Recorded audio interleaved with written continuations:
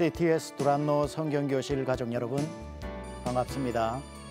강남중앙침례교회 최병락 목사입니다. 이제 오늘 여러분과 함께 나누는 사사기 마지막 시간입니다.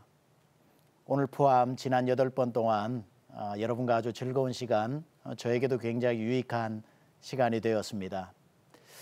제가 처음에 시작할 때 사사기를 강의하게 된 이유는 오늘날 시대와 매우 흡사한 시대가 사사기 시대였기 때문에 우리가 이 사사기를 통해서 오늘의 시대를 읽어보는 것이 중요하겠다 생각되어 나누게 되었습니다. 사사기의 큰 주제는 그때에 왕이 없었으므로 백성들이 자기 소견에 옳은 대로 행하였더라라고 하는 이 대전제하에 왕이 없는 춘추전국 시대와 같은 12지파로 나뉘어져 있는 이스라엘 백성들이 어떻게 왕의 통치를 받지 않고도 그 땅에서 살아갈 수 있는지 그 모습을 보여주는 겁니다. 나중에도 여러분하고 결론적으로 말씀드리겠지만 그때의 이스라엘의 왕이 없으므로 백성들이 자기 소견에 옳은 대로 행하였다라고 하는 이 말은 이중적 의미를 담고 있죠. 마지막 사사인 삼손이 끝이 나고 또 한 명의 사사이면서도 선지자였던 사무엘 시대가 도래하면서 그야말로 이제 사울, 다윗, 솔로몬으로 이어지는 왕정 시대가 이어집니다. 그런 차원에서 그 앞서 나오는 사사기는 왜 이스라엘의 왕정 시대가 도래해야 되는지에 대한 충분한 이유를 설명하기 위해 기록된 목적이 있습니다. 이렇기 때문에 왕이 필요한 거야. 이렇기 때문에 우리에겐 왕을 세워야 돼라는 당위성을 제공하기 위해서 사사시대를 비교적 굉장히 어둡게 표현하고 있습니다. 그것이 첫 번째 기록의 목적이겠지만 더 큰 의미로 볼 것 같으면 이때에 왕이 있었습니다. 사울 임금은 없었고 다윗 왕은 없었고 솔로몬 왕은 없었지만 시작부터 끝까지 이스라엘에는 유일한 왕 하나님이 계셨죠.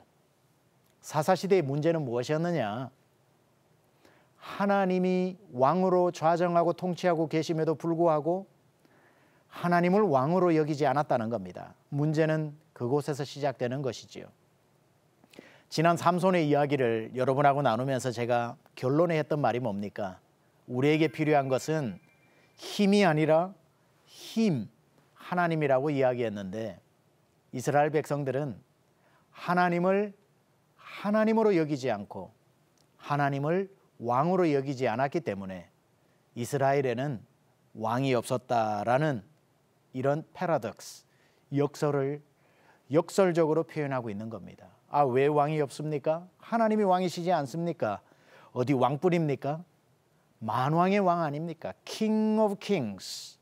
이 세상의 모든 왕을 다 합쳐도 우리의 왕이신 하나님을 이길 자 없는 그 왕 대신 하나님이 이스라엘의 왕이 되어 주시겠다고 약속하셨음에도 불구하고 그들은 하나님을 왕으로 삼기를 거절하고 사람을 왕으로 세우기를 원했던 것.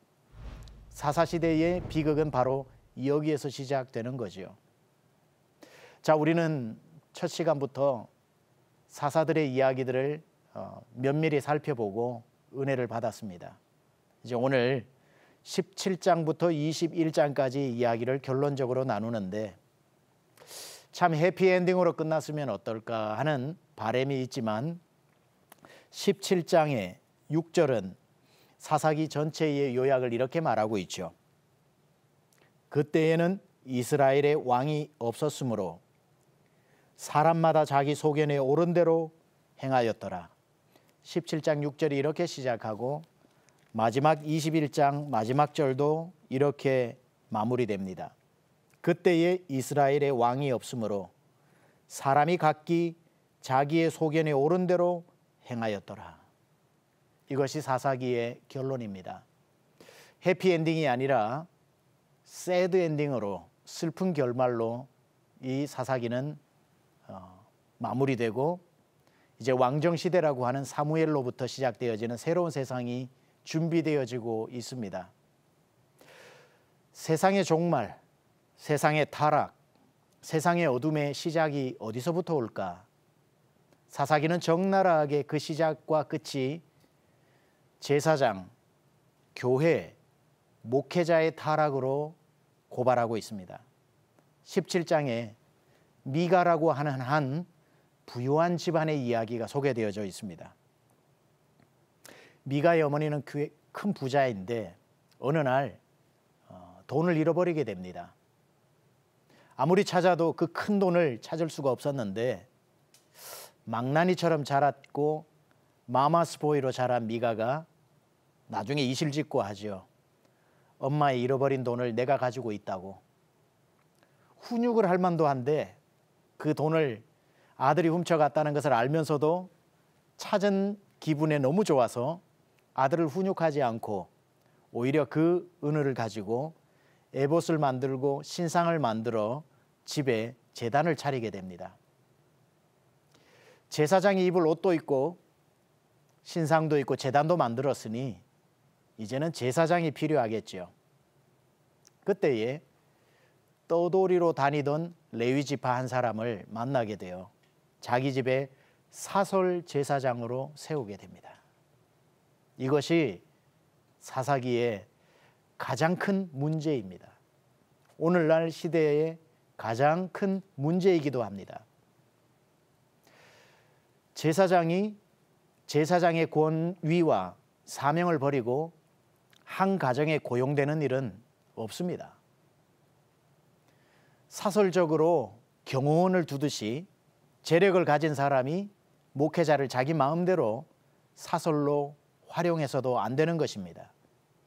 주의 종 목회자는 언제든지 하나님 손에 붙들려 하나님의 말씀을 특정한 몇 사람의 그 구미에 맞는 얘기를 전하는 게 아니라 준엄한 하나님의 말씀을 가감없이 모든 사람에게 전하는 사람이 주의 종 아니겠습니까?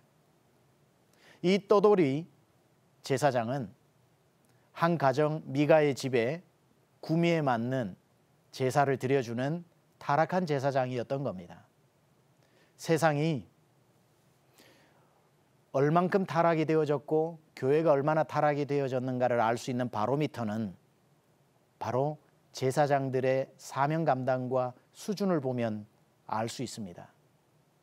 오늘날도 하나님의 사명을 쫓아가기보다 개인의 영달과 사례비 액수와 교회의 규모와 모든 것을 따지면서 찾아가려고 하는 그런 바람들이 적지 않게 있음을 알 수 있습니다. 우리의 마음을 돌이켜야 합니다. 하나님 앞에 정직하게 사명자로 다시 서야 합니다. 좋은 곳을 찾아가고 먹고 살기에 걱정이 없는 곳을 찾아가는 미가 집에 고용된 제사장 같은 그러한 삶을 살아서는 안 되는 겁니다. 내가 찾아가는 것이 아니라 주의 종은 보내신 곳으로 가는 거지요. 원하는 곳으로 가는 것이 아니라 보내신 곳으로 가는 것. 눈을 떠보니 절대로 오고 싶지 않았던 곳에 하나님이 나를 보내셨다 할지라도 그곳에서 주님이 떠나라 말씀하시기 전까지 사명 감당하는 일꾼들이 필요한 겁니다. 부끄러운 저의 개인적인 고백이기도 하지만 저도 20년 넘는 22년 전 1998년도에 미국 유학을 떠났습니다. 공부를 마치고 큰 꿈을 가지고 한국으로 와서 좋은 교회에서 잘 배워 교회를 개척하든지 부임을 하든지 해서 나름대로 큰 목회를 꿈꾸고 유학길에 올랐습니다. 공부 열심히 했습니다. 경제적으로 어려웠지만 일도 하면서 나라에서 IMF 국가에서 온 학생들에게는 일을 할 수 있는 노동허가증을 주어서 참 많은 일들을 밤에 했고 낮에는 풀타임으로 공부하면서 일주일에 나흘씩 밤을 새웠습니다. 기도했죠. 하나님, 나를 멋지게 사용해 주십시오. 그리고 꿈도 꾸었습니다. 한국의 이 교회로 불러줄까? 저 교회로 가서 배워볼까? 뉴욕이나 LA의 큰 도시에 가서 한인들이 많은 데서 목회를 시작해볼까? 공부를 마칠 즈음에 하나님께서는 10명 남짓한 마땅히 갈 곳 없는 사람들이 모여 주일 오후에 2시에 미국 교회를 빌려 예배드리던 그 교회에 하나님이 저를 보내시고 교회를 개척하게 하셨습니다. 하늘이 무너지는 것 같았습니다. 하나님, 이러한 목회 누군가는 해야겠지만 왜 그 누군가가 제가 되어야 합니까? 저는 한 번도 하나님께 이러한 그림으로 기도해 본 적이 없는데 너무나도 받아들이고 싶지 않았습니다. 가고 싶은 곳은 12군데도 넘는데 보내신 곳이 너무 초라해서 하나님 앞에 얼마나 원망을 하고 원망을 또 했는지 모릅니다. 그때 제 마음속에 다시 저를 붙잡았던 것은 주의 종은 가고 싶은 곳으로 가는 게 아니라 보내신 곳으로 가는 것이다. 그곳에서 17년을 하나님께서 섬기라고 명령하셨고 묵묵히 그곳에서 감사함으로 지낼 수 있었고 또 하나님의 때가 되어 또 한국으로 보내셔서 좋은 교회에서 목회하게 되었습니다. 주의 일꾼들, 부름받은 주의 종들 보내신 곳으로 가야 하는데 미가 집의 제사장과 같은 이런 목회자의 타락이 기독교를 가장 심각하게 흔들어 놓는 문제의 근원이 될 수 있다는 사실. 어디 그뿐입니까? 사사기를 읽고 있노라면 이 미가 집의 제사장보다 훨씬 더 심각한 이야기가 등장하게 됩니다. 한 레위인이 결혼해서 자기의 본처를 사랑하고 가정을 꾸리는 것도 모자라 자기의 첩을 두었습니다. 성적 문란이라고 보는 거죠. 그런데 그 첩이 도망을 갔습니다. 그러면 하나님 뜻으로 받아들이고 제사장적 사명을 잘 감당해야 되는데 그 첩을 찾아 나섭니다. 데리러 갑니다. 그리고는 만나 집으로 데리고 오려고 합니다. 몇 날 며칠을 그 첩의 아버지의 만류로 머물고 있다가 나중에 다시 집으로 돌아오는 길에 여부스 사람들이 머물고 있는 베들레헴에 이르게 됩니다. 그곳에서 기숙을 하려고 하는데 한 사람의 자비로 자기의 집에 머물게 해줍니다. 이스라엘의 법은 나그네를 환대해야 되는 법이 있고 나그네가 지나가다가 마을 어귀에 마련해진 한 지정 장소에 가서 기다리고 있으면 하루 일과를 마치고 돌아가던 사람들이 반드시 그곳을 들려서 나그네가 있는지를 확인하고 있으면 자기 집으로 데리고 가야 합니다. 그때 나누는 인사가 샬롬이라는 인사를 나누게 되죠. 샬롬이라는 인사를 들을 때에 오늘 밤 갈 곳이 없었던 사람에게 하나님의 선물이 임한 것입니다. 샬롬은 내가 당신을 책임지겠다는 평안의 소식이고 오늘 먹을 것과 입을 것과 잘 것을 제공해 주겠다라고 하는 인사입니다. 우리에게 샬롬으로 예수님이 오셨다는 것은 바로 이러한 의미입니다.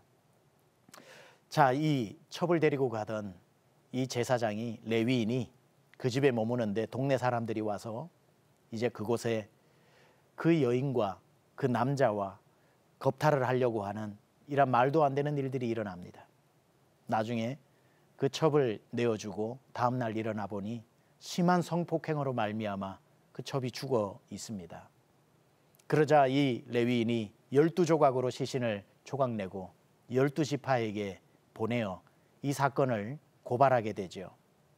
베냐민 지파가 자기에게 동족에게 해서는 안 될 끔찍한 일을 자행한 것을 고발한 것입니다. 이것을 12지파가 듣고 미스바에 모여 사건 해결 수습에 나섭니다. 그리고는 모두 모여 베냐민 지파를 멸족시킬 정도로 남자와 아이와 여자들을 그렇게 죽이게 됩니다. 동족 상잔의 비극 아니겠습니까? 여인들이 다 죽고 나니 이제 베냐민 남자들이 베냐민 여자와 결혼을 할 수 없는 상황에 이르게 되면서 이야기는 계속 비극으로 치달으며 사사기가 끝이 납니다. 자세히 모든 이야기들을 마무리하지 않겠지만 이 목회자의 타락, 이 레위인들의 타락, 제사장들의 개인 영달을 위한 사설 목회, 이러한 부분들을 적나라하게 사사기는 마지막으로 고발하고 있습니다. 스탕달이라고 하는 사람이 쓴 소설 중에 적과 흑이라고 하는 소설이 있죠. 적은 나폴레옹의 군대를 상징하는 군사를 이야기하는 군복입니다. 흑은 성직자들이 입는 그 옷을 상징하는 색깔입니다. 그 당시 프랑스에서는 사람이 출세를 하려면 빨간 옷을 입든지 검은 옷을 입든지 두 가지의 선택이 유일한 출세의 길이었습니다. 주인공인 줄리앙은 검은 옷을 선택하고 사제가 되고자 합니다. 소명 때문이 아니라 출세 때문에 사제의 길을 걸으려고 하는 그 이야기 속에서 그 적과 극도 결국은 비극으로 끝이 나죠. 출세를 위해 사제복을 입는다. 출세를 위해 목회자가 된다. 출세를 위해 신학교를 들어간다. 만약 우리가 그런 시대라면 가장 위험한 사사시대를 지나가고 있는 것입니다. 한때 사명감 때문에 소명감에 불타올라서 신학교를 많이 간 때가 있었습니다. 그러나 그렇게 사명감 투철한 목사님들이 교회를 세우고 목회를 하다 보니 교회가 부흥도 하고 성장도 하고 사회적 영향력도 커지다 보니 이제 그 다음에는 소명감이라기보다는 전부는 아니겠지만 출세를 위해 더 나은 어떤 이왕 크리스찬으로 살아가야 될 때에 성직자라고 하는 것을 직업적으로 택하는 사람들이 생기게 되어 신학교가 넘쳐날 때가 있었습니다. 경쟁률이 높았을 때도 있고요. 목회자 수급이 전혀 어렵지 않는 시대가 있었습니다. 축복을 받은 듯해 보이는 그 기간이 가장 위험한 시기였다는 겁니다. 이제는 점점 신학교가 정원이 부족해지고 숫자가 적어 신학교 운영이 어려워지고 있는 때가 되었습니다.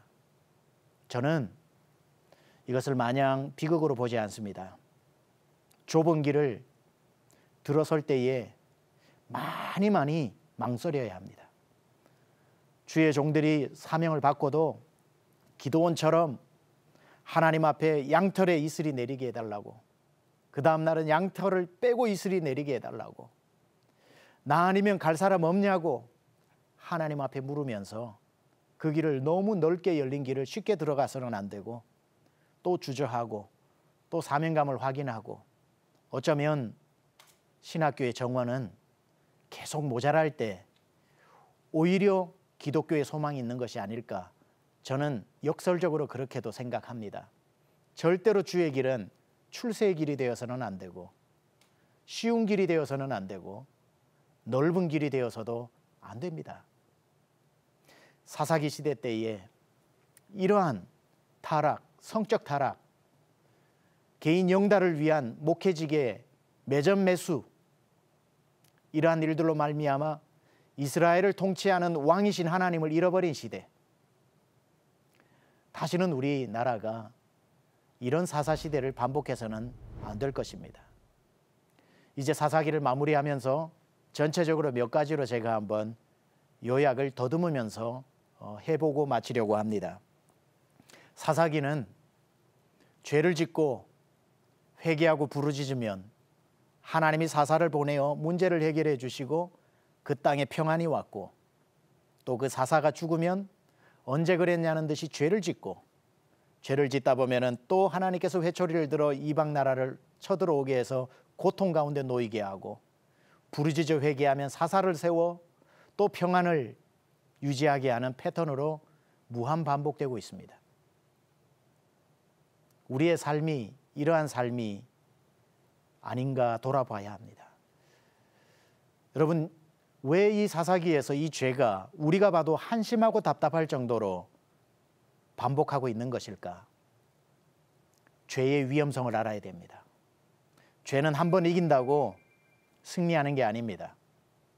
한 번 넘어선 그 문제는 다시는 우리를 괴롭히지 않는 게 아닙니다. 무한 반복적으로 우리를 찾아와 예전과 똑같은 모습으로 우리를 데리고 갑니다. 그래서 죄를 너무 쉽게 한번 이겨냈다고 너무 만만하게 생각해서는 안 됩니다. 죄와 싸우되 피 흘리기까지 싸우라고 하신 히브리서의 말씀이 바로 여기에 이유가 있는 것입니다. 싸워야 합니다. 베드로가 풍랑이 일고 있는 바다 위에 배 안에서 풍랑을 이기고 예수님께로 걸어갔죠. 풍랑을 이겼습니다. 나머지 제자들은 무서워서 배 안에 있었지만 베드로는 풍랑을 이기고 예수님 계신 물리를 걸어갔습니다. 그렇다고 해서 풍랑을 이겼다고 자만하면 안 됩니다. 조금 후에 다시 성경은 기록합니다. 풍랑을 보고 무서워 빠져가는지라. 한 번의 풍랑을 이겼다고 그 다음 풍랑이 만만한 것이 아닙니다. 여러분이 지금까지 죄와 무관하게 살아왔다고 해서 앞으로도 마음을 놓고 살아서는 안 됩니다. 우리는 죄에 예민해야 합니다. 언제고 우리에게 반복되어질 수 있는, 이제는 해결되었겠지 하는 그런 마음이 드는 순간 또 죄는 무서운 발톱을 하고 우리를 핥히려고 달려듭니다. 우리 삶에 이 나라, 이 교회가 아닐지라도 여러분 개인의 삶에도 사사기와 같은 죄의 반복은 무한 반복으로 일어날 수 있다는 것을 늘 염두에 두어야 하고, 하나님 앞에 죄에 빠지지 않는 여러분의 피 흘리는 싸움이 필요하다는 것을 알아야 됩니다. 또 사사기를 통해 우리가 배울 수 있는 한 가지 교훈은, 그럼에도 불구하고 하나님은 당신의 백성을 포기하지 않으신다는 겁니다. 언제든지 부르짖어 하나님 앞에 나아가면 하나님은 사사를 세워주시고 고통에서 벗어나게 해주시는, 사람의 죄가 큰지 하나님의 용서가 큰지 마치 시합이라도 하듯이 사람의 죄가 하나님의 용서를 이기지 못하는 것이 사사기입니다. 우리 생각에 한 번, 두 번쯤이야 누구인들 큰 마음 먹으면 용서 못하겠습니까마는 7번, 8번까지 용서하는 사람이 어디 있습니까? 그런데 우리 하나님은 이스라엘 백성들을 또 용서하시고 또 용서하시는 이야기가 사사기의 이야기입니다. 주의 인자는 끝이 없고 주의 자비는 무궁하며 이것이 아침마다 새롭고 또 새로우니 주의 긍휼과 신실하심이 크신, 진노 중에라도 긍휼을 잊지 않는 하나님을 사사기는 계속해서 보여주고 있는 겁니다. 또 한 가지만 더 사사기를 통해 우리가 배울 수 있는 것은, 사사의 삶들을 보고 있노라면 어디 하나 탁월한 사람이 별로 없습니다. 왼손잡이 에훗, 기생의 자녀로 태어나고 첩의 자녀로 태어나고 태어날 때부터 나시린으로 구별되어져서 태어날 때부터 인생의 의미를 잘 찾지 못하는, 모두 하나같이 단점들을 짊어지고 사는 사람들입니다. 우리에게도 분명한 단점들이 많죠. 사사기가 우리에게 주는 교훈이 무엇입니까? 단점은 하나님 손에 붙들리는 순간 더 이상 단점이 아니라는 것입니다. 내가 왼손이 불편하면 하나님이 내 왼손이 되어주시고, 내 눈이 불편하면 하나님은 내 눈이 되어주시는 것이고, 내 아버지가 날 차별하면 하나님은 나의 아버지가 되어주시는 겁니다. 그래서 우리에게는 힘이 필요한 게 아니라 하나님이 필요하다는 것. 사사기는 그때의 이스라엘의 왕이 없으므로 백성이 각각 자기 소견에 옳은 대로 행한 것이 더 이상 반복되지 않고 우리는 외쳐야 합니다. 나에게 왕이 계시다. 나에게는 왕이 계시다. 이 왕이 여러분의 삶을 영원토록 통치할 수 있기를 주님의 이름으로 축복합니다. 이제 사사기 모든 강의를 마쳤습니다.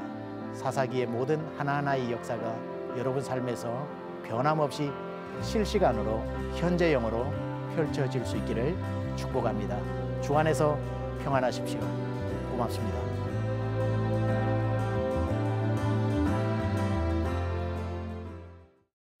이 프로그램은 CTS 방송가족의 사랑과 후원으로 제작되었습니다. 후원전화 02-6333-1003번, ARS 060-808-1004번으로 전화주세요.